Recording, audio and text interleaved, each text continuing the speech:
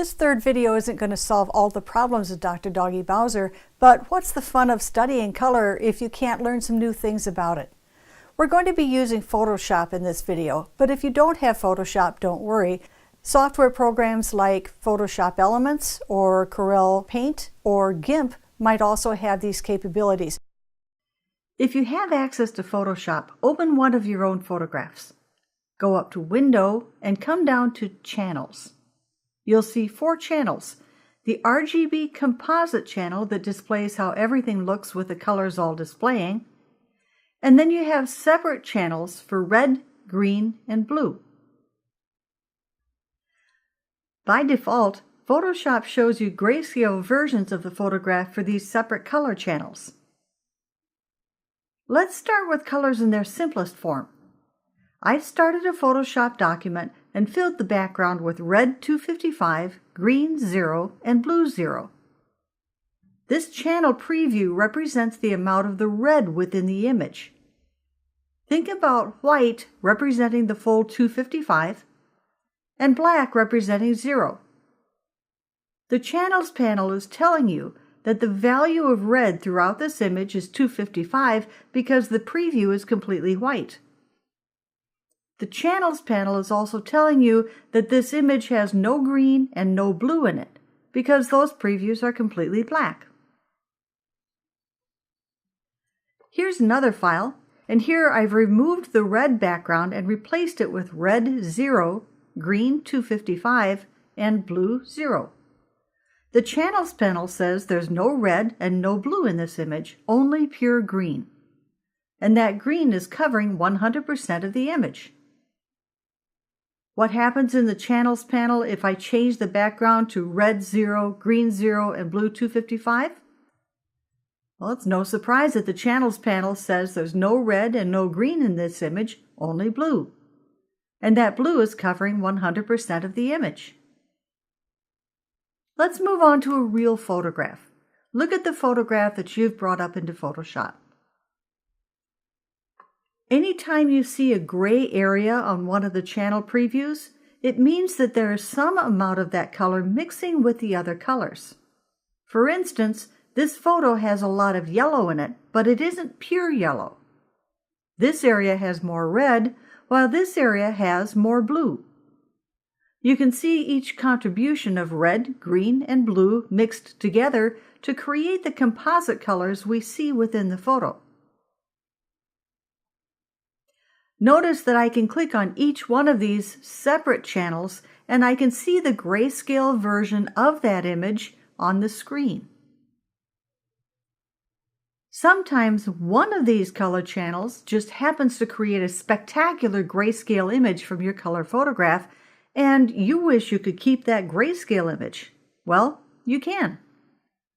While you're still active on your individual color channel, and you'll know that because that bar is a little bit lighter gray, go up to Image, Mode, Grayscale. You'll see this warning box that says Discard Other Channels. Just click OK. Now look at your Channels panel. All the color channels are gone, and the only thing left is gray. The value information remains after the color information has been thrown out. Be really careful right now. If you save your file with the same name, you will overwrite your file that had all those colors. Your color photograph will be gone.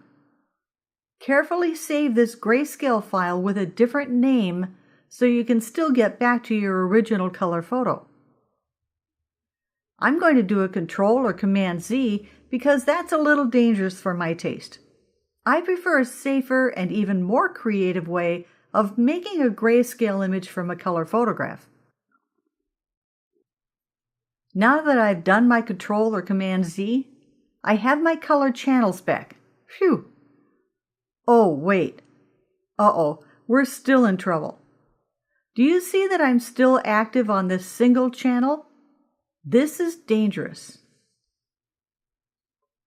Anything I do to this file right now could affect only this channel. If I tried to lighten or darken something, it would only happen in this color channel and not the other color channels. My color balance would go way off and I wouldn't know why. You might think, turn on the eyeballs. Well, that's not going to help either.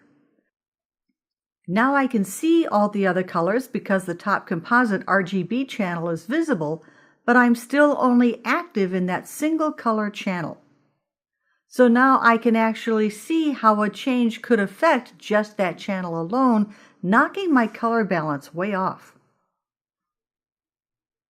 To get back to a safe place with this file, I have to go back up to the word RGB and click on it. Now all the channels have the same light gray background, showing that they are all active. Now I'm safe. This is such an important point that I'm going to repeat it. If you've played with the color channels, be sure you go back and click on the word RGB to make all the channels active again. There has to be another way of doing this. Too many things can go wrong if you're not careful in the Channels panel. And, as it turns out, Photoshop has a much safer and more creative way. Close your Channels panel because you won't be needing it. Instead, open your Layers panel. I'm going to create a black and white adjustment layer by clicking on the small half white, half black circle at the bottom of the Layers panel. Select Black-White. You'll see a series of sliders, one for each of the red, green, and blue color mode, plus yellow, cyan, and magenta. They are the color complements of red, green, and blue, although they're in a different order for some reason here.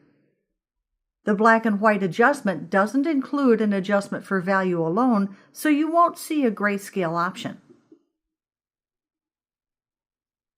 By moving these sliders left and right, you are accessing the grayscale values of each color channel you saw earlier.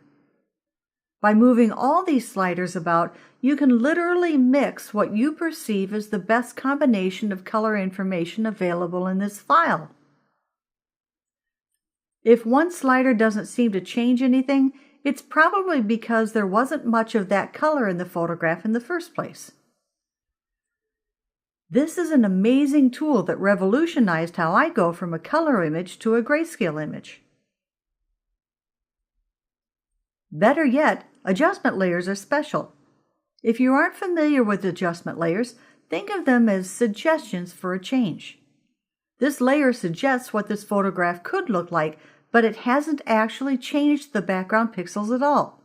Look, I can turn off and on this eyeball for the adjustment layer, and you can see the colored background layer below. It's still there. Nothing's changed. If I go up to File and come down to Save As and choose a Photoshop document format, this adjustment layer will remain a part of this file, and I can get back to it at any time. If I decide tomorrow that I'd rather try a different combination of these sliders, that's fine. I haven't damaged the underlying pixels at all. When I'm absolutely certain that I'm happy with the results, I can go to the Layers menu up at the top of the Layers panel and come down to Flatten Image. For the first time, the adjustment layer makes the changes to the pixels in the background layer, and I have a grayscale appearing image. I say grayscale appearing image because it isn't in the grayscale color mode. Let's go up to Image Mode. See? It's still an RGB file. Need more proof? Let's look at the Channels panel again. Window, Channels. RGB, red, green, blue. Notice that the tiny previews all show the same image in each channel. One advantage I can think of for continuing in RGB color mode is if you want to colorize a photograph. I could start a new pixel layer by selecting the icon just to the left of the trash can at the bottom of the Layers panel. A pixel layer is different than an adjustment layer. Adjustment layers create suggestions for a change. Pixel layers add pixels on top of other layers, almost like you're putting plastic wrap on top of a painting and then painting on top of the plastic wrap. The layers stay separate, so the top layer doesn't damage the layer below. To paint onto my grayscale image, I use my brush tool, select a foreground color from the color picker, and paint directly onto my new layer. The new layer comes on as a big solid blob, but I'm not finished yet. The Layers panel includes blending modes that instruct Photoshop to pay attention to underlying layers when deciding how to display that color blob. In this case, I'll select Color. Now the value information from the underlying layers dictates how light or dark my hue will be on this layer. I've selected the hue by painting a color onto a separate layer. The value of that hue is dictated by the values underneath that layer. This process works only after I've selected color as my blending mode in the Layers panel. So that's just plain fun. But what if you only need a grayscale photo? What if you've played with the black and white adjustment layer and you want to finish that project without adding color? There are good reasons to do so, especially if you're worried about file size. Each of Photoshop's color channels requires space on the hard drive. Red, green, and blue color files are always going to be considerably larger than the same files saved in grayscale mode. Let's look. Go to Image, Mode, and double-check the mode that your file is currently in. Then go to Image, Image Size, and read off the number of megabytes in this file. This is your file size, the amount of computer drive space required to save your file. Now, let's go back to Image Mode. You'll find a separate grayscale mode that includes only value information and no color information within the file. If I truly want a file that's using the grayscale mode only, I need to select Grayscale here. Now the color channels of red, green, and blue are discarded. Let's see what difference this makes to my file size. I'll go up to Image, Image Size. Look, this is a much smaller file. I want to be really cautious here. I'll save my file by going to File, Save As, and I'll save my file with a different name. By saving the file with a different name, I preserve the original color file in case I want to get back to it.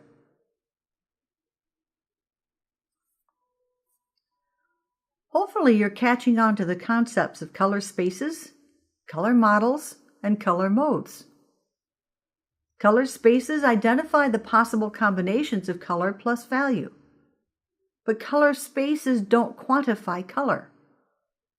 Color models at a scale, such as the scale ranging from 0 to 255 in the RGB color model, or the scale of 0 to 100% in the CMYK color model. Photoshop uses an internal color mode based on a color model to build the colors and values needed to display your photographs. When you go to Image, Mode, you can see what mode or engine Photoshop is using to build the colors you see on your monitor. I can't resist showing you one more thing here in the black and white adjustment layer. Let's say your client wants to create a design using only 2 colors. You go into Photoshop and select a base color to work from. More often than not, your client may give you that base color as part of their marketing colors. You copy the base hexadecimal code and go to Paleton. Paste the hex code to create your base color. Now, go to the Monochrome button and select the button below it to add a complementary color. This gives you the 2 color complementaries without having to do any math or juggling around. Remember, you don't need to use all these tints and shades, but you can be assured that these colors will visually relate to each other. Rest your cursor over one of the samples of your base color. Note the hexadecimal code of that color. Now, come back to Photoshop and look in the Properties panel for your black and white adjustment layer. You'll have to have that adjustment layer active to see the Properties panel. Do you see the word Tint and that square? When you click on Tint, the right square becomes a color sample. Click on it to open the color picker. Enter your hexadecimal code that you saw in Peloton and click OK. Experiment with selecting different tints and shades from the Peloton sample to get something that works for you in Photoshop. You might be tempted to use one tinted photograph of your base color and a different tinted color using the base color's complement in the same design. That could work, but you need to be careful not to overwhelm your viewers. Too much of any color can do some pretty strange things. We'll get to that in a future class. For now, just know that a little of a good thing can be enough. Go back and look at Peloton's examples of web pages. Those pages aren't flooded with color. There is some color, then there's a lot of black, white, and gray, and a small amount of the complementary color. This has been a creative side trip into using color channels to develop images that work well with your color scheme. Now let's go learn more about the RGB and CMYK color modes. They're the most commonly used color modes, and there's a whole lot to learn.